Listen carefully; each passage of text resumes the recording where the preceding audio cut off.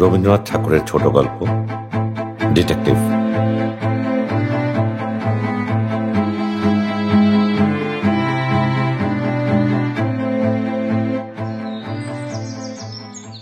আমি পুলিশের ডিটেকটিভ কর্মচারী। আমার জীবনের দুটি মাত্র লক্ষ্য ছিল, আমার স্ত্রী এবং আমার ব্যবসায়। পূর্বে একান্নবর্তী পরিবারের মধ্যে ছিলাম। সেখানে আমার স্ত্রীর প্রতি সমাদরের অভাব হওয়াতেই আমি দাদার সঙ্গে ঝগড়া করিয়া বাহির হইয়া আসি। দাদাই উপার্জন করিয়া আমাকে পালন করিতেছিলেন, অতএব সহসা সস্ত্রীক তাহার আশ্রয় ত্যাগ করিয়া আসা আমার পক্ষে দুঃসাহসের কাজ হইয়াছিল। কিন্তু কখনো নিজের উপরে আমার বিশ্বাসের ত্রুটি ছিল না। আমি নিশ্চয় জানিতাম, সুন্দরী স্ত্রীকে যেমন বশ করিয়াছি, বিমুখ অদৃষ্ট লক্ষ্মীকেও তেমনি বশ করিতে পারিব। মহিমচন্দ্র এ সংসারে পশ্চাতে পড়িয়া থাকিবে না। পুলিশ বিভাগে সামান্যভাবে প্রবেশ করিলাম। অবশেষে ডিটেকটিভ পদে উত্তীর্ণ হইতে অধিক বিলম্ব হইল না। উজ্জ্বল শিখা হইতেও যেমন কজ্জলপাত হয়, তেমনি আমার স্ত্রীর প্রেম হইতেও ঈর্ষা এবং সন্দেহের কালিমা বাহির হইত। সেটাতে আমার কিছু কাজের ব্যাঘাত করিত, কারণ পুলিশের কর্মে স্থানাস্থান কালাকাল বিচার করিলে চলে না, বরঞ্চ স্থানের অপেক্ষা অস্থান এবং কালের অপেক্ষা অকালটারই চর্চা অধিক করিতে হয়। তাহাতে করে আমার স্ত্রীর স্বভাবসিদ্ধ সন্দেহ আরও যেন দুর্নিবার হইয়া উঠিত।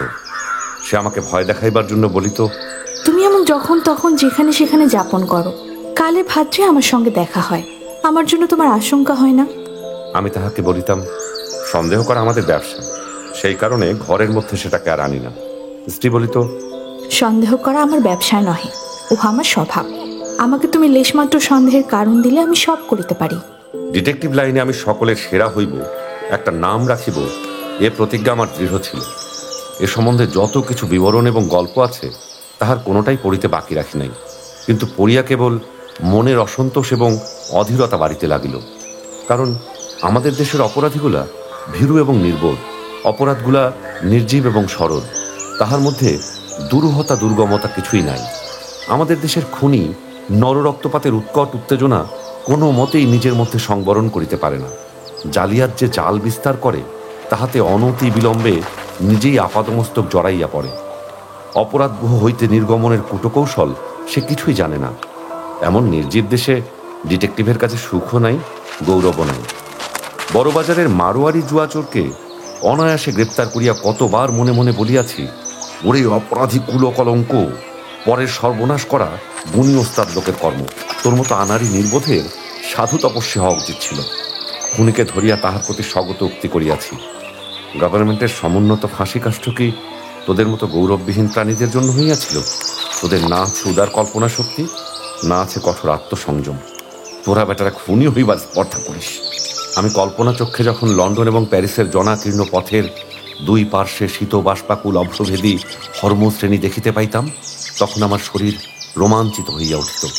মনে মনে ভাবিতাম, এই হর্মরাজি এবং পথ উপপথের মধ্য দিয়া যেমন জনস্রোত, কর্মস্রোত, উৎসব স্রোত, সৌন্দর্য স্রোত অহরহ বহিয়া যাইতেছে, তেমনি সর্বত্রই একটা হিংস্র ত্রুটি কৃষ্ণকুঞ্চিত ভয়ঙ্কর অপরাধ প্রবাহ তলে তলে আপনার পথ করিয়া চলিয়াছে।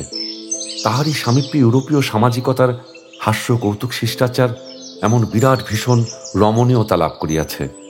আর আমাদের কলিকাতার পথপার্শ্বের মুক্ত বাতায়ন গৃহশ্রেণীর মধ্যে রান্না বাটনা, গৃহকার্য, পরীক্ষার পাঠ, তাস দাবার বৈঠক, দাম্পত্য কলহ, বড়জোর ভাতৃবিচ্ছেদ এবং মকদ্দমার পরামর্শ ছাড়া বিশেষ কিছু নাই।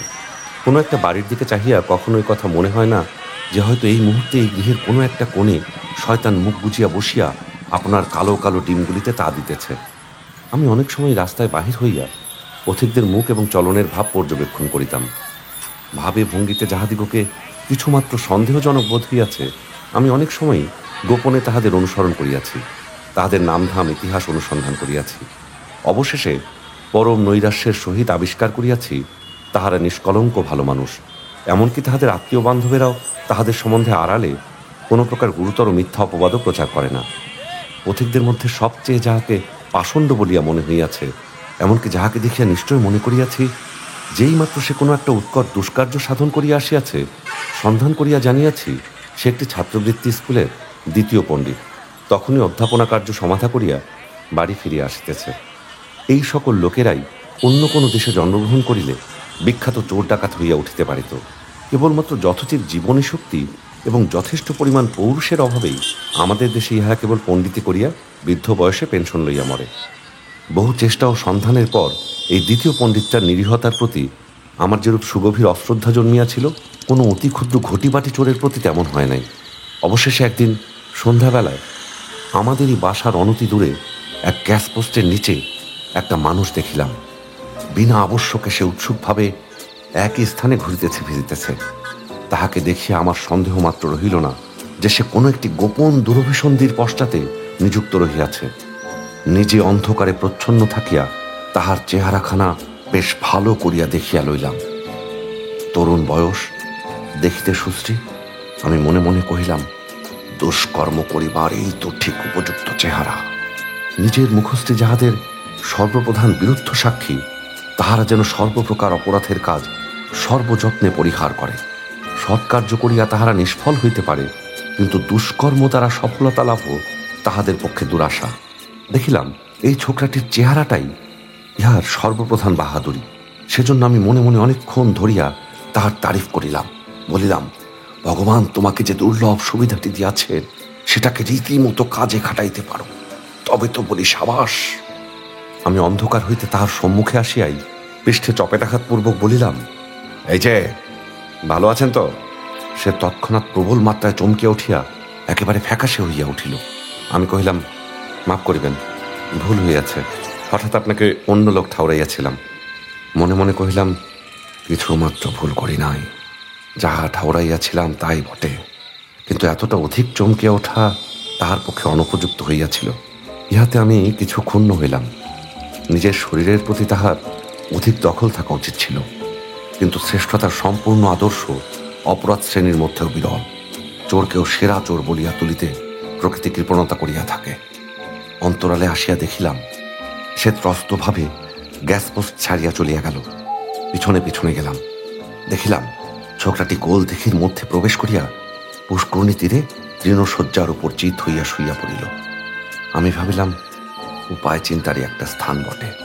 গ্যাস পোস্টের তলদেশ অপেক্ষা অনেকাংশে ভালো। লোকে যদি কিছু সন্দেহ করে তো বড়জোর এই ভাবিতে পারে যে ছোকরাটির অন্ধকার আকাশে প্রেয়সীর মুখচন্দ্র অঙ্কিত করিয়া কৃষ্ণপক্ষ রাত্রির অভাব পূরণ করিতেছে। ছেলেটির প্রতি উত্তরোত্তর আমার চিত্ত আকৃষ্ট হইতে লাগিল। অনুসন্ধান করিয়া তাহার বাসা জানিলাম। মন্মথ তাহার নাম। সে কলেজের ছাত্র। পরীক্ষা ফেল করিয়া গ্রীষ্ম অবকাশে ঘুরিয়া ঘুরিয়া বেড়াইতেছে। তাহার বাসার সহবাসী ছাত্রগণ সকলে আপন আপন বাড়ি চলিয়া গেছে। দীর্ঘ অবকাশকালে সকল ছাত্রই বাসা ছাড়িয়া পালায়। এই লোকটিকে কোন দুষ্টগ্রহ ছুটি দিতেছে না সেটা বাহির করিতে কৃত সংকল্প হইলাম। আমিও ছাত্র সাজিয়া তাহার বাসার এক অংশ গ্রহণ করিলাম। প্রথম দিন যখন সে আমাকে দেখিল, কেমন একরকম করিয়া সে আমার মুখের দিকে চাহিল। তাহার ভাবটা ভালো বুঝিলাম না, যেন সে বিস্মিত, যেন সে আমার অভিপ্রায় বুঝিতে পারিয়াছে, এমনি একটা ভাব। বুঝিলাম শিকারীর উপযুক্ত শিকার বটে, ইহাকে সোজাভাবে ফস করিয়া কায়দা করা যাইবে না। অথচ যখন তাহার সহিত প্রণয় বন্ধনের চেষ্টা করিলাম, তখন সে ধরা দিতে কিছুমাত্র দ্বিধা করিল না। কিন্তু মনে হইল সেও আমাকে সুতীক্ষ্ণ দৃষ্টিতে দেখে, সেও আমাকে চিনিতে চায়। মনুষ্য চরিত্রের প্রতি এইরূপ সদা সতর্ক সজাগ কৌতূহল ইহা ওস্তাদের লক্ষণ। এত অল্প বয়সে এতটা চাতুরী দেখিয়া বড় খুশি হইলাম। মনে ভাবিলাম, মাঝখানে একজন রমণী না আনিলে এই অসাধারণ অকাল ধূর্ত ছেলেটির হৃদয়দ্বার উদ্ঘাটন করা সহজ হইবে না। একদিন গদগদ কণ্ঠে মন্মথকে বলিলাম, ভাই, একটি স্ত্রীলোককে আমি ভালোবাসি, কিন্তু সে আমাকে ভালোবাসে না। প্রথমটা সে যেন কিছু চকিতভাবে আমার মুখের দিকে চাহিল, তাহার পর ঈষৎ হাসিয়া কহিল, এরূপ দুর্যোগ বিরল নহে। এ প্রকার মজা করিবার জন্যই কৌতুকপর বিধাতা নরনারীর প্রভেদ করিয়াছেন। আমি কহিলাম, তোমার পরামর্শ ও সাহায্য চাই। সে সম্মত হইল। আমি বানাইয়া বানাইয়া অনেক ইতিহাস কহিলাম। সে সাগ্রহে কৌতূহলে সমস্ত কথা শুনিল, কিন্তু অধিক কথা কহিল না। আমার ধারণা ছিল ভালোবাসার, বিশেষত গর্হিত ভালোবাসার ব্যাপার প্রকাশ করিয়া বলিলে মানুষের মধ্যে অন্তরঙ্গতা দ্রুত বাড়িয়া ওঠে, কিন্তু বর্তমান ক্ষেত্রে তাহার কোনো লক্ষণ দেখা গেল না। ছোকরাটি পূর্বাপেক্ষা যেন চুপ মারিয়া গেল, অথচ সকল কথা যেন মনে গাঁথিয়া লইল। ছেলেটির প্রতি আমার ভক্তির সীমা রহিল না। এদিকে মন্মথ প্রত্যহ গোপনে দ্বার রোধ করিয়া কি করে এবং তাহার গোপন অভিসন্ধি কিরূপে কতদূর অগ্রসর হইতেছে আমি তাহার ঠিকানা করিতে পারিলাম না। অথচ অগ্রসর হইতেছিল তাহার সন্দেহ নাই। কি একটা নিগূঢ় ব্যাপারে সে ব্যাপৃত আছে এবং সম্প্রতি সেটা অত্যন্ত পরিপক্ক হইয়াছে, তাহাই নবযুবকটির মুখ দেখিবা মাত্র বোঝা যাইত। আমি গোপন চাবিতে তাহার ডেস্ক খুলিয়া দেখিয়াছি। তাহাতে একটা অত্যন্ত দুর্বোধ্য কবিতার খাতা, কলেজের বক্তৃতার নোট এবং বাড়ির লোকের গোটা কতক অকিঞ্চিৎকর চিঠি ছাড়া আর কিছুই পাওয়া যায় নাই। কেবল বাড়ির চিঠি হইতে এই প্রমাণ হইয়াছে যে বাড়ি ফিরিবার জন্য আত্মীয় স্বজন বারংবার প্রবল অনুরোধ করিয়াছে। তথাপি তৎসত্ত্বেও বাড়ি না যাইবার একটা সঙ্গত কারণ অবশ্য আছে। সেটা যদি ন্যায়সঙ্গত হইত তবে নিশ্চয়ই কথায় কথায় এতদিনে ফাঁস হইত, কিন্তু তাহার সম্পূর্ণ বিপরীত হইবার সম্ভাবনা থাকাতেই এই ছোকরাটির গতিবিধি এবং ইতিহাস আমার কাছে এমন নিরতিশয় উৎসুক্যজনক হইয়াছে যে অসামাজিক মনুষ্য সম্প্রদায় পাতাল তলে সম্পূর্ণ আত্মগোপন করিয়া এই বৃহৎ মনুষ্য সমাজকে সর্বদাই নিচের দিক হইতে দোলায়মান করিয়া রাখিয়াছে। এই বালকটি সেই বিশ্বব্যাপী বহু পুরাতন বৃহৎ জাতির একটি অঙ্গ। এ সামান্য একজন স্কুলের ছাত্র নহে, এ জগৎ বক্ষ বিহারিণী সর্বনাশিনীর একটি প্রলয় সহচর। আধুনিককালে চশমা পরা নিরীহ বাঙালি ছাত্রীর বেশে কলেজের পাঠ অধ্যয়ন করিতেছে। নির্মণ্ডধারী কাপালিক বেশে ইহার ভৈরবতা আমার নিকট আরো ভৈরবতর হইত না। আমি ইহাকে ভক্তি করি। অবশেষে সশরীরে রমণীর অবতারণা করিতে হইল। পুলিশের বেতনভোগী হরিমতি আমার সহায় হইল। মন্মথকে জানাইলাম আমি এই হরিমতির হতভাগ্য প্রণয়াকাঙ্ক্ষী। ইহাকে লক্ষ্য করিয়াই আমি কিছুদিন গোলদিঘির ধারে মন্মথের পার্শ্বচর হইয়া আবার গগনে কেন সুধাংশু উদয় রে কবিতাটি বারংবার আবৃত্তি করিলাম এবং হরিমতিও কতকটা অন্তরের সহিত কতকটা লীলা সহকারে জানাইল যে তাহার চিত্ত সে মন্মথকে সমর্পণ করিয়াছে, কিন্তু আশানুরূপ ফল হইল না। মন্মথ সুদূর নির্লিপ্ত অবিচলিত কৌতূহলের সহিত সমস্ত পর্যবেক্ষণ করিতে লাগিল। এমন সময় একদিন মধ্যাহ্নে তাহার ঘরের মেঝেতে একখানি চিঠির গুটিকতক ছিন্নাংশ কুড়াইয়া পাইলাম। জোড়া দিয়া দিয়া এই অসম্পূর্ণ বাক্যটুকু আদায় করিলাম। আজ সন্ধ্যা 7টার সময় গোপনে তোমার বাসায় অনেক খুঁজিয়া আর কিছু বাহির করিতে পারিলাম না। আমার অন্তঃকরণ পুলকিত হইয়া উঠিল। মাটির মধ্য হইতে কোনো বিলুপ্ত বংশ প্রাচীন প্রাণীর একখণ্ড হার পাইলে প্রত্নজীব তত্ত্ববিদের কল্পনা যেমন মহানন্দে সজাগ হইয়া ওঠে, আমারও সেই অবস্থা হইল। আমি জানিতাম আজ রাত্রি 10টার সময় আমাদের বাসায় হরিমতির আবির্ভাব হইবার কথা আছে। ইতিমধ্যে সন্ধ্যা 7টার সময় ব্যাপারখানা কি? ছেলেটির যেমন সাহস তেমনি তীক্ষ্ণ বুদ্ধি। যদি কোনো গোপন অপরাধের কাজ করিতে হয় তবে ঘরে যেদিন কোনো একটা বিশেষ হাঙ্গামা, সেই দিন অবকাশ বুঝিয়া করা ভালো। প্রথমত প্রধান ব্যাপারের দিকে সকলের দৃষ্টি আকৃষ্ট থাকে। দ্বিতীয়ত যেদিন যেখানে কোনো বিশেষ সমাগম আছে সেদিন সেখানে কেহ ইচ্ছাপূর্বক কোনো গোপন ব্যাপারের অনুষ্ঠান করিবে ইহা কেহ সম্ভব মনে করে না। হঠাৎ আমার সন্দেহ হইল যে আমার সহিত এই নতুন বন্ধুত্ব এবং হরিমতির সহিত এই প্রেমাভিনয় ইহাকেও মন্মথ আপন কার্যসিদ্ধির উপায় করিয়া লইয়াছে। এই জন্যই সে আপনাকে ধরাও দেয় না, আপনাকে ছাড়াইয়াও লয় না। আমরা তাহাকে তাহার গোপন কার্য হইতে আড়াল করিয়া রাখিয়াছি। সকলেই মনে করিতেছে যে সে আমাদিগকে লইয়াই ব্যাপৃত রহিয়াছে। সেও সেই ভ্রম দূর করিতে চায় না। তর্কগুলো একবার ভাবিয়া দেখো, যে বিদেশি ছাত্র ছুটির সময় আত্মীয় স্বজনের অনুনয় বিনয় উপেক্ষা করিয়া শূন্য বাসায় একলা পড়িয়া থাকে, নির্জন স্থানে তাহার বিশেষ প্রয়োজন আছে, এই বিষয়ে কাহারও সংশয় থাকিতে পারে না। অথচ আমি তাহার বাসায় আসিয়া তাহার নির্জনতা ভঙ্গ করিয়াছি এবং একটা রমণীর অবতারণা করিয়া নূতন উপদ্রব সৃজন করিয়াছি, কিন্তু ইহা সত্ত্বেও সে বিরক্ত হয় না, বাসা ছাড়ে না, আমাদের সঙ্গ হইতে দূরে থাকে না। অথচ হরিমতি অথবা আমার প্রতি তাহার তিল মাত্র আসক্তি জন্মে নাই, ইহা নিশ্চয় সত্য।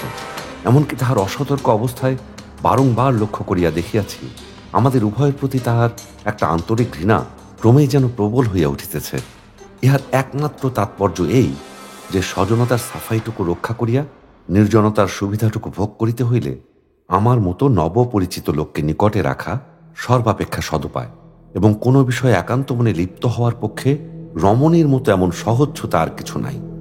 ইতিপূর্বে মন্মথের আচরণ যেরূপ নিরর্থক এবং সন্দেহজনক ছিল, আমাদের আগমনের পর তাহা সম্পূর্ণ লোপ হইল। কিন্তু এতটা দূরের কথা মুহূর্তের মধ্যে বিচার করিয়া দেখিতে পারে, এত বড় মতলবী লোক যে আমাদের বাংলাদেশে জন্মগ্রহণ করিতে পারে, ইহা চিন্তা করিয়া আমার হৃদয় উৎসাহে পূর্ণ হইয়া উঠিল। মনমথ কিছু যদি মনে না করিত, তবে আমি বোধহয় তাহাকে 2 হাতে বক্ষে চাপিয়া ধরিতে পারিতাম। সেদিন মনমথর সঙ্গে দেখা হইবা মাত্র তাহাকে বলিলাম, আজ তোমাকে সন্ধ্যা 7টার সময় হোটেলে খাওয়াইব সংকল্প করিয়াছি। শুনিয়া সে একটু চমকিয়া উঠিল, পরে আত্মসংবরণ করিয়া কহিল, ভাই মাপ করো, আমার পাকযন্ত্রের অবস্থা আজ বড় শোচনীয়। হোটেলের খানায় মনমথর কখনো কোনো কারণে অনভিরুচি দেখি নাই। আজ তাহার অন্তরিন্দ্রিয় নিশ্চয়ই নিতান্তই দুরূহ অবস্থায় উপনীত হইয়াছে। সেদিন সন্ধ্যার পূর্বভাগে আমার বাসায় থাকিবার কথা ছিল না, কিন্তু আমি সেদিন গায়ে পড়িয়া নানা কথা পাড়িয়া বৈকালের দিকে কিছুতেই আর উঠিবার গা করিলাম না। মনমথ মনে মনে অস্থির হইয়া উঠিতে লাগল। আমার সকল মতের সঙ্গেই সে সম্পূর্ণ সম্মতি প্রকাশ করিল, কোনো তর্কের কিছুমাত্র প্রতিবাদ করিল না। অবশেষে ঘড়ির দিকে দৃষ্টিপাত করিয়া ব্যাকুল চিত্তে উঠিয়া দাঁড়াইয়া কহিল, হরিমতিকে আজ আনিতে যাইবে না? আমি শতকৃতভাবে কহিলাম, হ্যাঁ, সে কথা ভুলিয়া গিয়াছিলাম। তুমি ভাই আহার আদি প্রস্তুত করিয়া রাখো, আমি ঠিক 10:30 রাত্রে তাহাকে এখানে আনিয়া উপস্থিত করিব। এই বলিয়া চলিয়া গেলাম। আনন্দের নেশা আমার সর্বশরীরের রক্তের মধ্যে সঞ্চরণ করিতে লাগিল। সন্ধ্যা 7 ঘটিকার প্রতি মনমথের যে প্রকার উৎসুক্য দেখিলাম, আমার উৎসুক্য তদপেক্ষা অল্প ছিল না। আমি আমাদের বাসার অনতি দূরে প্রচ্ছন্ন থাকিয়া প্রেয়সী সমাগম উৎকণ্ঠিত প্রণয়ী ন্যায় মুহুর্মুহু ঘড়ি দেখিতে লাগিলাম। গোধূলির অন্ধকার ঘনীভূত হইয়া যখন রাজপথে গ্যাস চলিবার সময় হইল, এমন সময় একটি রুদ্ধদ্বার পালকি আমাদের বাসার মধ্যে প্রবেশ করিল।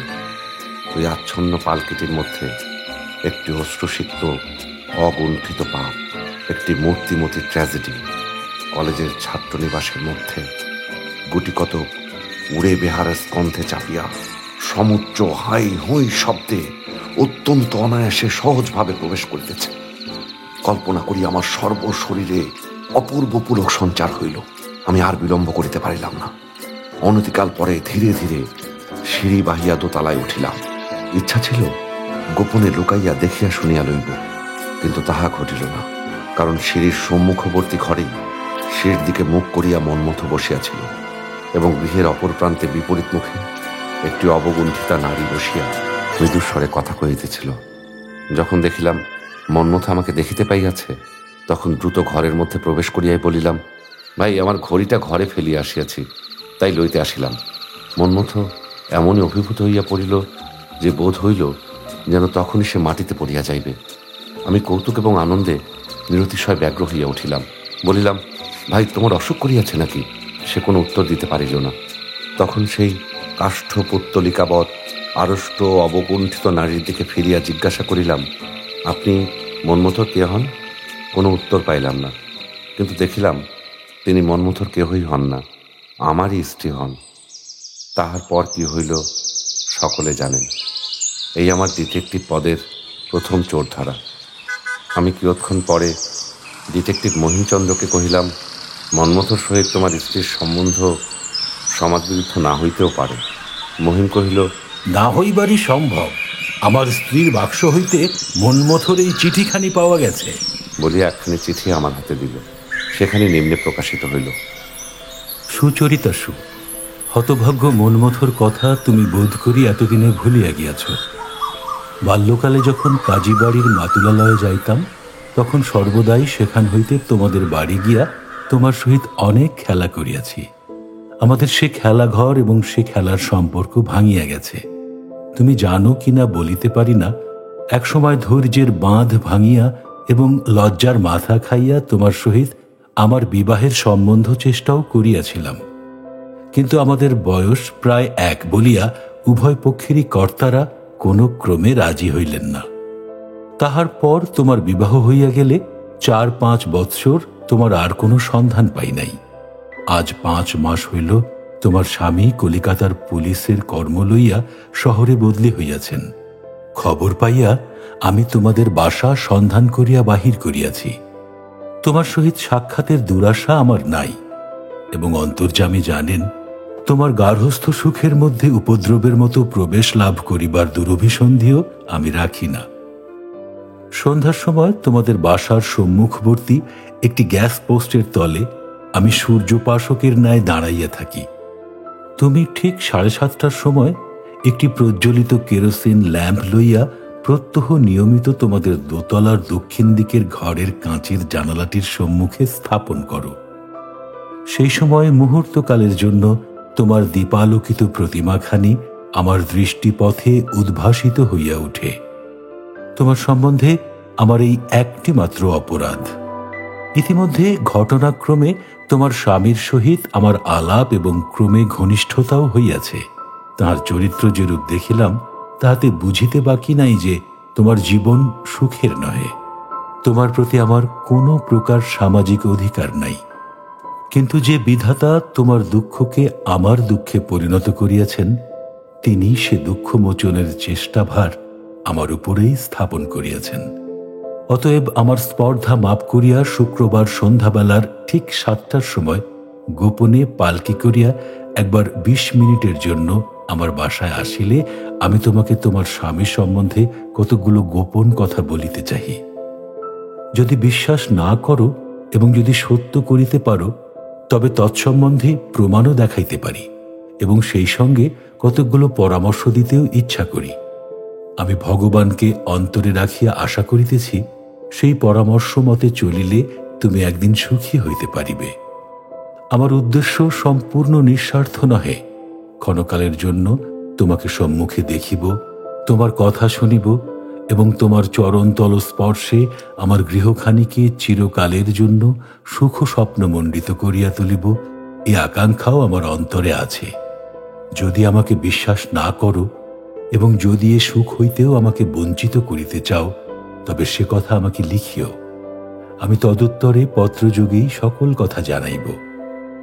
যদি চিঠি লিখিবার বিশ্বাসও না থাকে, তবে আমার এই পত্রখানি তোমার স্বামীকে দেখাইও। তাহার পরে আমার যাহা বক্তব্য তাহা তাহাকেই বলিব। নিত্য শুভাকাঙ্ক্ষী শ্রী মন্মথনাথ মজুমদার। গল্পকার সব শুনবো বাংলা।